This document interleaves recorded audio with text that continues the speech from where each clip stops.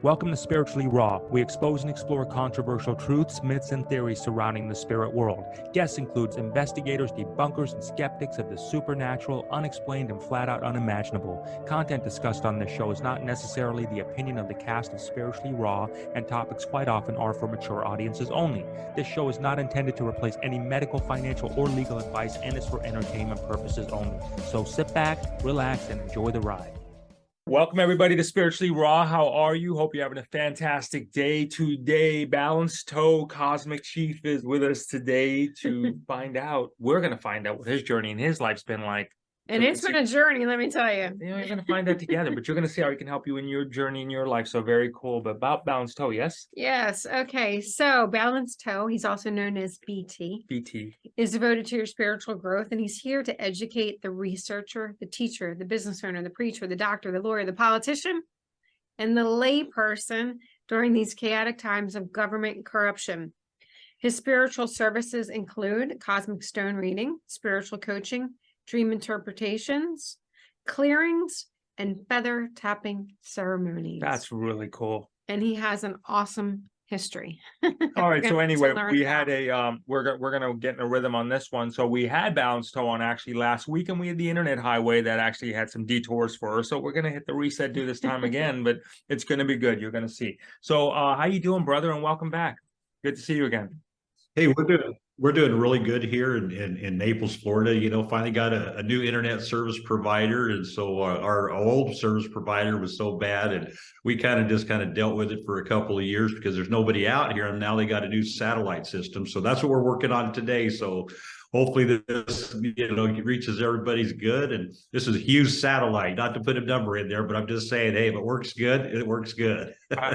Is that from the hurricane? Everything went down from the hurricane in Naples? A lot of things went down here within the hurricane and things of that nature. But what the biggest problem we have out here is a lot of these cellular towers and different things that were out here. The different companies have like kicked them and did away with them due to finance and development. And so wherever they've been at, you know, the government's come in here and built, you know, all these other new things and taken down cell towers and stuff. So, I mean, out here in the Everglades, it's pretty, you know, pretty tough right now. I got you. Well, listen, let's while we got the internet working in our favor right now, let's take advantage of it. Let's take advantage of it. Let's take this opportunity to get to know you a little bit about your belief, your faith, your heritage, what you subscribe with. So you are Native American. That's fascinating for so many people, and I think we were really wanting to have this conversation last time with you too. But can you tell us a bit about you know, your heritage, if you would, that we can get informed of in a much more better way? So traditionally, like I said, like we spoke about before, we generally think of your people as very private people. Okay, keeping to yourselves, and maybe you don't let other people in. Can you speak to that and what that looks like in today's world? Yeah, I think a lot of the issues that we see today dealing with the American Indian traditions and cultures, as far as, you know, and indigenous culture just around the world, so to speak, the ability to have true understanding and not have deceit has always been kind of a difficult thing for most of the indigenous people. And the reason why is because most of the governments, you know, promised one thing and did the opposite. And so when we look at it from a standpoint of why most American Indians kind of, you know, step outside of the European culture and that, you know, those type of areas, is due to, you know, conflict within not only themselves, but also conflict within trust, you know, and the ability to move through that trust with spirit. And so I think that's the biggest problem that most people are having right now. From your perspective, what tradition, or if any, has been lost that you would like to see resurrected? Well, I think when we look at traditions, and it doesn't necessarily mean the American Indian tradition, cultures around the whole world, the sovereignty aspect of actually being free. I mean, when we look at the American Indian and the socialist agenda that was placed upon them during the times of being forced upon reservations, That's really the biggest aspect. I mean, the American Indian was the first socialist program in our country, United States, of America. And now everybody else, including yourselves and everybody else, is being forced on a reservation, a commercial government reservation where, the oath of office no longer means anything. Same within the reservations, they're all business councils now. They're no longer a tribal council, they're a business council governed through Bureau of Indian Affairs, governed through, Indian mafia, governed through a lot of different aspects, that are within different reservations that have casinos and other, ways of income outside of the just normal trade. Are you seeing a lot of this generation of the Indians? Are they moving more into Western culture, if you would, the traditional way of looking at Western culture? Are you seeing them more migrating in there? Or are you still seeing that, hey, they're staying in their communities, they're staying put where they're at in the reservations, or what is that looking like these days? Well, I think the biggest issue that you have dealing with reservations, again, my family left the reservation of back in the early 1920s. We're from the northern part of New Mexico, called the Sangre de Cristo Mountains, or in other words, the Blood of Christ Mountains. We're Pueblo Indians, so we live very high up in the mountains, like 8,600, feet elevation. And so when we left, our family left due to the fact that the reservations were taking away the religious beliefs, the ability to protect our families, the food cycles, things that we believed in, our health, our natural remedies, things of this nature. And so what we're seeing today is we're seeing an American Indian, Native American, that lives on a reservation that, for the most part, the majority of them, receive X amount of funding through the federal government. And due to this funding, most of the, monies that come through really create an entitlement. And I say this with love and respect to everybody out there, but it creates an entitlement. And the American Indian within the reservations, need to step out of that entitlement structure. And that's how I look at it. There's other people who look at it the same way, but the difficulty is the funds. And most people don't realize that the American Indian is no different than the, United States citizen. When you're looking at definitions, a citizen is a commercial status. A citizen is also considered a corporation, a vessel, like a boat, due to the aspect of maritime laws, admiralty laws, commercial laws, all these aspects. And so, we're not free on the reservation. And for the most part, there's not a true sovereign reservation in our country. And it's due to the fact that they receive federal funds. So, that's one of the biggest issues right now, is to really understand the economic situation within the reservation, be able to step outside of it through accessing the trusts that are available within the reservation. Just like outside of the reservation, each and every one of you have a trust that the government has initiated upon you. So these are the things that we have to be able to open our mind to, be able to understand and respect what has happened and transferred, and be able to admit to ourselves that our ego, okay, and that's one of the biggest problems I see, not just with the American Indian, but with everybody, the ego conflict, because again, once you've gone down the rabbit hole and you understand the true aspect of what's happened, not just within our country or the reservations, but around the world, then we're able to go ahead and move forward through acceptance. And right now, nobody wants to accept the fact that the American Indian is not sovereign. The American Indian is a socialist agenda. The American Indian has been infiltrated, not just on the reservations, but even outside of the reservations. And so we have a lot of issues, we have to be able to move forward. But until we can move forward in unity within each reservation and have the respect saying, you know what, we don't need federal funding. We don't require it, because we have the ability to stand up on our own 2 feet without having our hands out. And I think that's the same way with, a lot of these other cultures, who are talking about slavery and reparations and all these other aspects. Neither one of us, myself or either one of you, were involved in slavery. Neither one of you were involved with, forcing the American Indian on a reservation.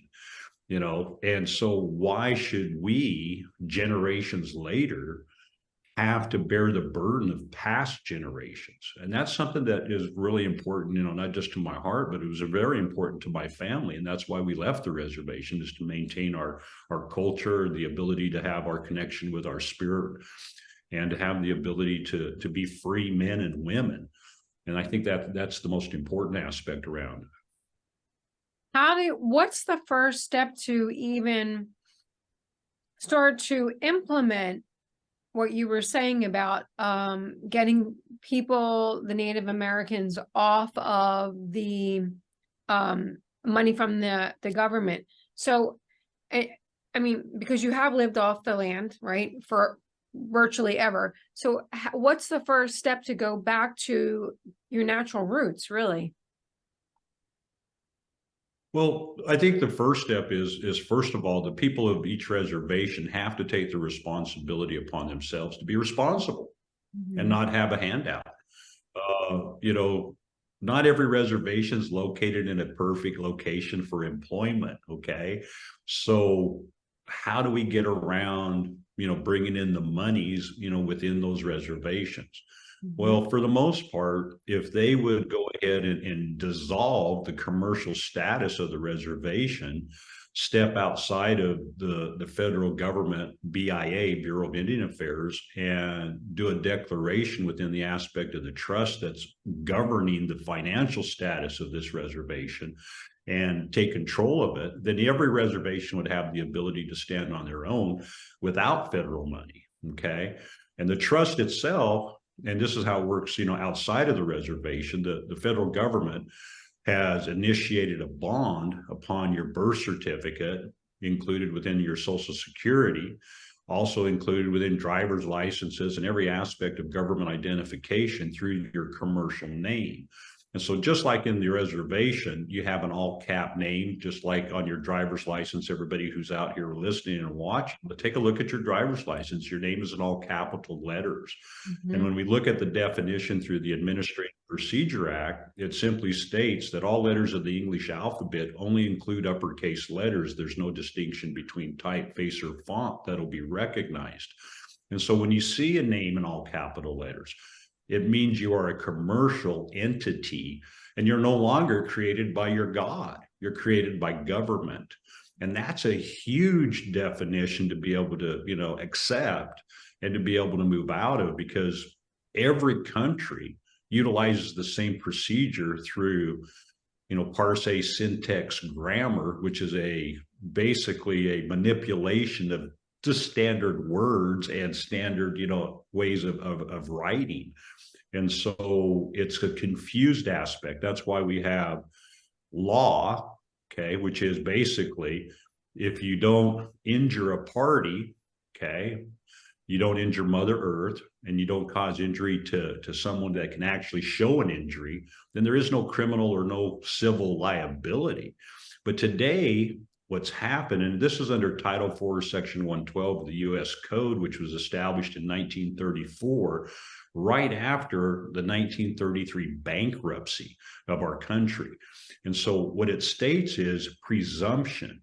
In other words, if you're walking down the streets, April, okay, and I'm a government employee, Mr. Policeman, so to speak, or, Mr. State Patrol or Sheriff, and I see that you're wearing those beautiful hoop earrings. And I says, you know what? I can presume that hoop earring is a weapon. And so I'm going to detain you because of your hooped earrings. And that's basically what Title IV, Section 112 does, is it brings in the presumption of personal and real property to be liable for damages that have never occurred. And so we have all these statutes and laws in every state, same as the reservations, that violate your ability to actually just maintain your sovereignty. And so I think that's one of the biggest things that we have to look at, is how do we transfer the power back to the men and women of the nation as well as within the reservations. And the only way we can do that is by eliminating the current structure of government within the reservation and start new. So when you take a look at your reservations and the people on there, do you have this? You have your what's the laws of the reservation, but if you choose to, like when you said your family moved out of the reservation in the 20s, were you able to migrate into just like everybody else? I mean, were you entitled to the same benefits, the same rights as every other citizen in the United States, or was it a procedure to say, look, we want to disassociate from the reservation and go on this? Is it two separate? Like, for example, do we have a different set of rules than you do on the reservations that we have to live by? I would say they're very similar for the most part. Okay. The commercial structure of the courts are the same as what we have out here outside of the reservation. And so again, we're talking commercial. And so when we look at the courts themselves, and if anybody's had any court issues, and I've been involved with court issues my whole entire life because I expose the corruption within them, we have to look at the definition of really what is a criminal, crime? What is the definition of a crime?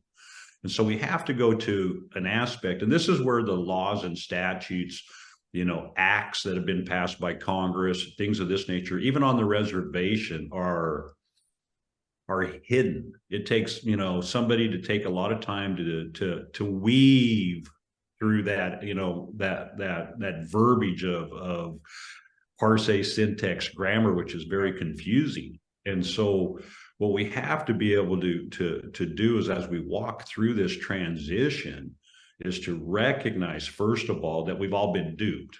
Okay. And it's pretty hard for an American Indian to admit that they've been duped. It's hard, for them, to say that, yeah, for anyone. Yeah. And so it's really hard for them to do that. But at the same time, it's a journey. And so, like, again, to answer your question, are there similarities? Are there differences of different structures? Yes and yes.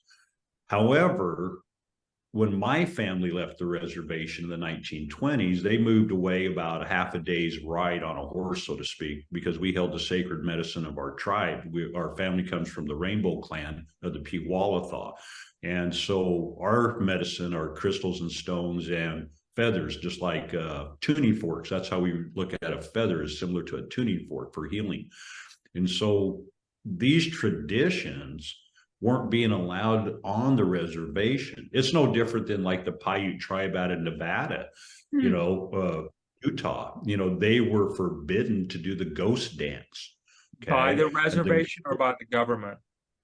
By the government. And the reservation, basically signed on to it. Because again, I mean, it'd be like the funding, that's like selling your soul. It'd be, yeah, and it is selling our soul. And it's actually, in our tradition, and I was raised by my grandmothers for the most part. My dad was a constitutional sheriff after they left the reservation. He actually was elected there in Moore County, New Mexico.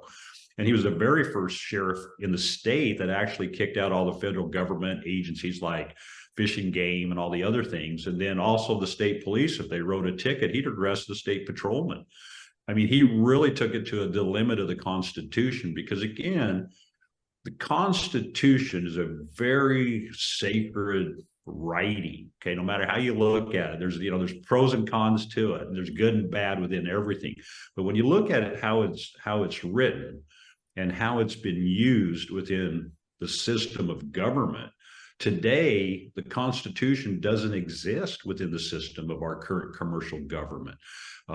We just had a case here in Florida where we filed suit against every sheriff in the county, all 67 counties here. There's 66 sheriffs. We filed one with the Highway Patrol as well, and Miami-Dade Police Department. And when we put it into the federal court, our main purpose was to say, hey, why aren't they following the oath of office in regards to the right to travel? And some people might not understand what that means, the right to travel, but there's been over 400 court cases that verify And even the Supreme Court has ruled that every man and woman has the ability to travel without a driver's license, registration, in other words, license plates, or insurance on their car. Now, personally, myself, I believe we should carry some liability because, again, we just don't know what's going to be out there. So to be a responsible individual, like what we do, is we carry insurance on all of our products as far as automobiles. And so the federal court here in Florida basically wrote me a letter here this last week saying, hey, we're going to deny your claim due to the fact that we don't believe you have standing to address the oath of office. Whoa. So, yeah, I mean, they didn't come out and put it directly like that, but they insinuated basically that's really what it came down to. So And that was a what do you? Right. Yeah, go ahead. Okay, so with that being said, then how do we become how do we become outside of the commercial structure of government and become a secure party creditor? Like, what are the steps to do that? okay. There's multiple companies out there that provide step-by-step procedures. Okay, some of them are good steps. In other words, they're done proper, where there's no back channel where the government can come through and kind of cause you chaos or cause you some serious problems. And then there's companies out there that lay everything out really in a manner of how you want to proceed further. And so as a secure party creditor, your UCC filing is the most important, and how you set that up. We utilize a program, and you can go to our entityfl.com site and click on secure party creditor, and that's who we utilize within our system, because I really felt that their UCC1 filing was very solid, and we've had good response with other states within that UCC filing. And so what we want to be able to do, again, is to take control of that commercial name through the UCC filing. And so there's two aspects of ways to address things. If you do it on one side, you kind of limit yourself, but if you do it on both sides, you kind of protect yourself. So we have the secure party creditor, and then what we call is a national. Okay, and a state national basically is an individual, man or woman, who has stepped outside of the commercial structure through various paperwork, declarations, the ability to have your birth certificate actually authenticated by the U.S., which is kind of crazy because all these loopholes are within the same system. And so we think, well, how do we get, redress within the system? And that's the hardest aspect, is finding the loopholes. Mm-hmm. And so in our tradition, and again, we've been teaching about sovereignty since the late 70s, commercial government ever since that time. We've had business partners who've been taken out. I've had my automobile destroyed by, fictitious, people who were, trying to take me out. I was wondering about that. Wow. Yeah. And so it's really important to be safe as you do this journey. But the only way you can be safe is to have your belief that you're walking with spirit, walking with your God. Exactly. What is the Native Americans' traditional way of viewing God? How do they see God? What's the concept of God? Well, each tribe is very similar to a point, but at the same time, they're very separate because, again, they're different cultures. The Pueblo Indians, for the most part, are very similar, but you get the Plains Indians and things of this nature, and they're a little bit different. How my family views God, okay, because that's really how I can only go by, is how my family views God. God is a spiritual energy, first of all, okay? When we look at the Big Bang Theory, we look at it from a different aspect. And I'm giving you the information that was handed down to me by my grandmother. And so my grandmother, Vera, my dad's mother, and she spoke Spanish, but it was mostly American Indian mixed with Spanish. And so it was a little bit different. And so when I was about the age of 5, that's when my grandmothers kind of took me underneath their wings, so to speak. and started training me on the shaman aspect of our tribe, the ability to understand the spiritual levels. And so God in our aspect and in our tradition is an energy field of pure love. It's a frequency of pure love. It's a unity of the two. And so we look at it from the aspect of spirit and light. Okay. And that's how we connect to God directly in our tradition. Now, as men and women in the flesh, okay, that would be soul energy. Okay. And there's a difference between soul energy and spiritual energy. And this is probably one of the hardest things for traditional religious people to have a concept about. And so in our tradition, the flesh and soul is of a lower frequency, a lower vibration. It's of earth, okay? So if we're of earth and spirit and light energy of God is outside of earth, it's in all dimensions instead of just 3 and 4, then there's a difference within frequency.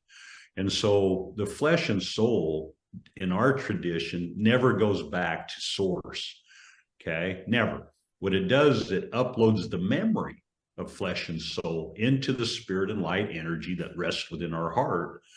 And then the spirit and light energy, because it's the same frequency, the same substance of energy as God, because again, we come from God, we're creators the same as God, it links up. It's the same frequency. So it can go directly to source and drop off all your memories. And, you know, some people call it the Akashic records. You know, we call it the collectiveness of consciousness.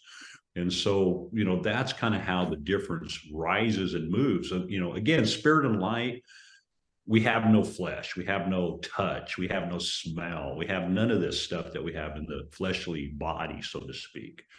And so as we move forward in our transition here, we have to find that balance. And that's where my name, Balance Toe, comes from, is in our path.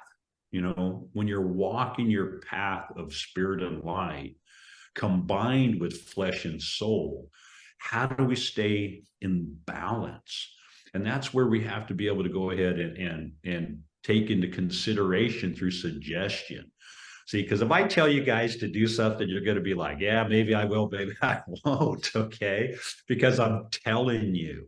But if I suggest it, it opens up the set gland that's in our mind, and it's like a little door, and it just opens it. And it allows that man or woman to do self-determination. And that's the most important part of the journey, is to be able to have self-determination through discernment, through spirit and light, and then bringing that energy back into the flesh and soul energy of walking our path here in this physical world. And sometimes we stumble, and that's okay, okay? The experiences that we are meant to have is how we create a higher spiritual and light energy. And so the more difficulty that you take on within your life structure this go around, because we believe in reincarnated stages, you elevate your consciousness in a higher frequency. And so some people come to earth and they're just like stagnant, okay? They just kind of float around and do their thing on the physical plane, but they really don't touch base on the spiritual plane. And that's what they're missing. And that's why so many people, you know, here today in our society are having difficulty through this transition of corruption within government, you know, corruption within every aspect of education, you know, the lies we've been told, you know, our children, you know, lies that they've been given in education. And so we have to be able to find that balance through guidance. And just like I'm sure both of you, you know, within what you two do, you find that guidance and you direct yourself within that guidance. You know, sometimes, again, you know, we got to check our egos. That's the biggest problem that, you know, men and women have, is our egos. And even me as a young man, I had a pretty big ego because I played a lot of sports and I was pretty good at most everything I did, because I grew 8 inches my sophomore, junior year. And my grandmother was 6'4". My oldest brother was 6'8". Wow.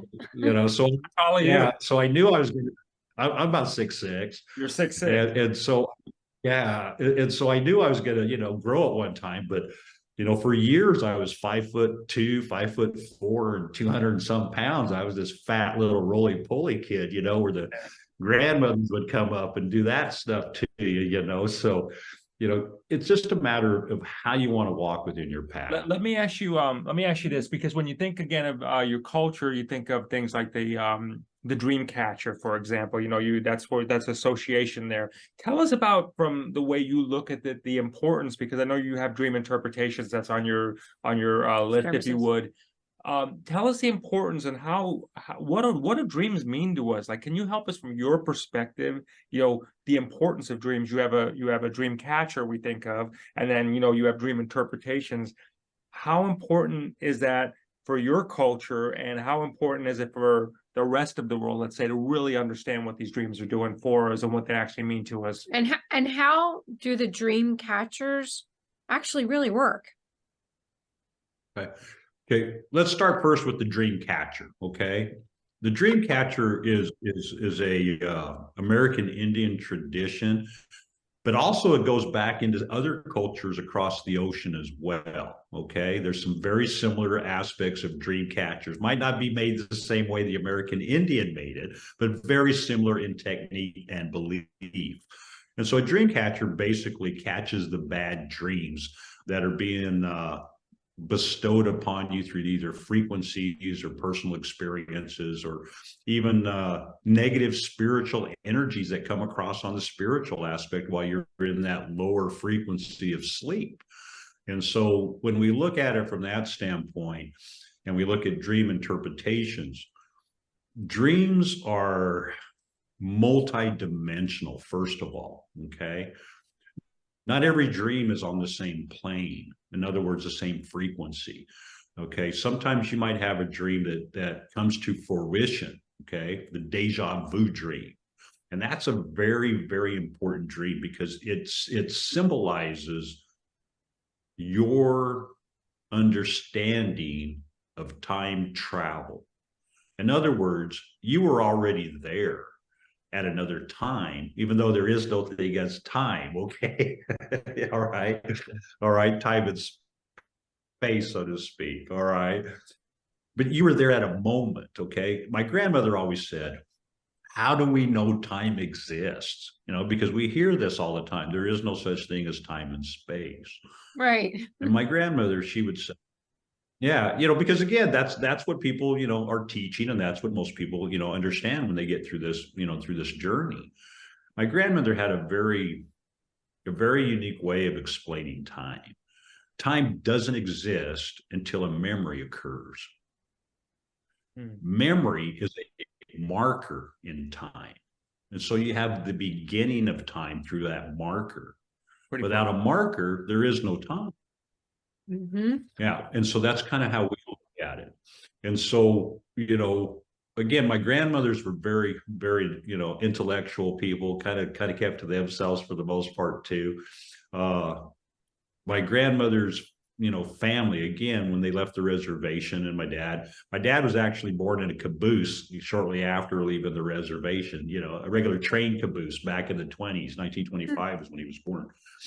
And so being able to understand what we have come through, just my family, and then I look at other people's families and take our experience versus their experience, and see the similarities, because it doesn't matter where you come from. It doesn't matter if you're a man or a woman, or a daughter or son. What matters is your ability to recognize your connection on a spiritual level to God. For sure. To your spiritual identity connected to God. Now, most people in society today go to somebody to access God. And in our tradition, we don't believe that. We believe in direct contact with God through who we are as men and women. And basically, from our belief, we are in that aspect of creators, because again, we are one with God. And so, you know, like on the back of my card, I have, I am that I am, you are you, together we are we, for which I am that I am. And so I am that I am is God. You or you is your individual consciousness, okay? Who you are. You believe we are? Together, You believe we are God? I believe we have connection directly through God, through the aspect of creation. Yeah. And so we're a different size of God, so to speak. Okay. We have the ability to create and manifest just as God does. The question is, can you believe that? Okay. I mean, that's the biggest part of spiritual understanding and discernment, is having the ability of belief without, you know, saying or feeling or coming into emotions that deter that belief.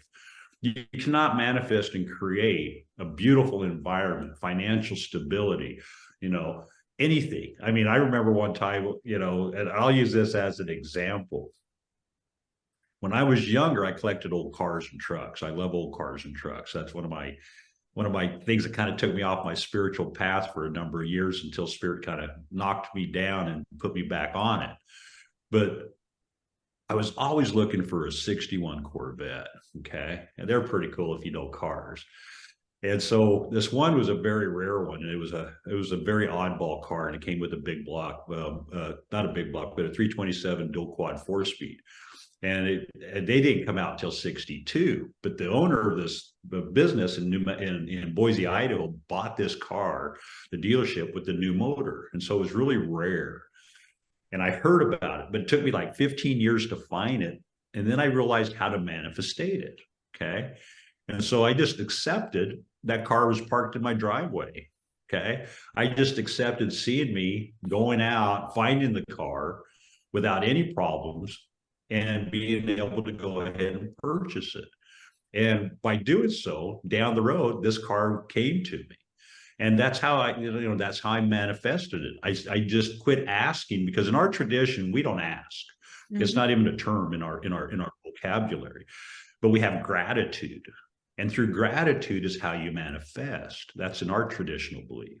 So you just anytime we give accept that you've already got it. So if you think it, you accept that it's already really yours. Yeah. And the main thing is not to dwell on the acceptance. Okay. Because if you continue to dwell on it, then you're really not believing you have it, right? Yeah, no, I get it. I get it. So listen, man, you're a pretty fascinating guy, and definitely a fascinating guest here. We're gonna have your links in the description below, and I want people to learn more about you. But when people do go to visit you, what experience would you like for them to get? What would you like for them to know about, while we're here together, when they do come and connect with you, about you and what you can do to help them in their journey? I think the hardest thing that a lot of people don't do in my position or in that aspect of helping others is they don't really take the time to see if you're a fit. Okay. See if that person actually fits with your energy, fits with your belief system, fits by following through. Okay. Misery loves company, people, that's a big thing. Okay. And, I only work with people that Spirit tells me to work with. And when Spirit, yeah. And so to me, it's not about, helping somebody just to help them. Because again, I think all of us have been down that path, and we've seen destructive consequences because an individual just doesn't want to do the necessary time and effort that it takes to maintain a spiritual path. And so, in our tradition, intervention, and this is a big thing, we believe you only intervene once in anybody's life on any subject. Okay. Because again, that's very, very, very good. Very good. One good shot. Yeah. One time, one shot, that's it. Yeah. And this is why, and this is something that, it's going to probably throw some of your people and followers out there, because this is a really tough subject, suicide. Okay. there are people who come to this earth to experience suicide in our traditional belief. Mhm. And I've had family people over the years that have had children, daughters or sons, who from an early age, like we're talking like 3 years old, always were trying to commit suicide. Oh, And this families were just, just in torment Mm. and didn't know, they put up psychological help. They did all these things, but the individual would continue to do this. And so sometimes people are just meant to experience things that, for the most part, the flesh and soul has difficulty accepting. Yeah. Did, And we did just have to they be able to actually- accept that. did that person actually at some point go through with it all the way? Oh, yeah. Oh, yeah. Most everybody who's meant to commit suicide They follows it. It's yeah. Do you think Yeah. that is predetermined before they incarnate on Earth, or is it their life path just wasn't what they were expecting it to be? No, I in our tradition, everything is predetermined. Okay. Just like myself, like I mentioned earlier, I was on a spiritual path from the age of 5. And then, I got older and, got into sports and got into making crazy money, building roads and bridges and doing different things. And, I kind of pushed off my spiritual path. And then Spirit said, you know what, BT, I want you to get rid of all your cars. I want you to get rid of all that money. I want you to be homeless for 2 years, which I was. I spent 2 years on the homeless thing, living out of garbage cans from California, Oregon, Washington, Idaho, Nevada. And it wasn't because I didn't have money. I had money, but Spirit said, I want you to do this so you understand compassion. That's interesting. Okay. And so, yeah. And so, I had compassion before, but it wasn't nothing like after spending 2 years, being homeless. All right. The thing that I understood after that is not only the fact that things are predetermined, but the only way you can really change a path of predetermination Mhm. is to accept your path, get what you have meant to get done, and then move into another energy. But until you focus and finish what you're predetermined to do, your path will be chaotic. Yeah. Mhm. And so think of all the kids today that have chaotic paths because Mhm. they're not on their path. They've never been taught their path. No, I Right. get it. I get it. All right. Thank you for sharing Listen, that. brother, you've been a great guest. It's really nice to meet your spirit, and I want to thank you for sharing this part of yourself. And everybody, BT's links are going to be in the description below. So again, if you're getting the vibe here and you don't feel like he can help you in your journey, just click on there, reach out to him, and see how it can help you in your life. So wishing you all a lot of love. Thank you, my brother. It's cool to hang out with you today. Thank you too. You folks have a great day. Thank you. And together with your help, we are turning the universal key to global harmony and creating a unified world. Thank you so much for tuning in.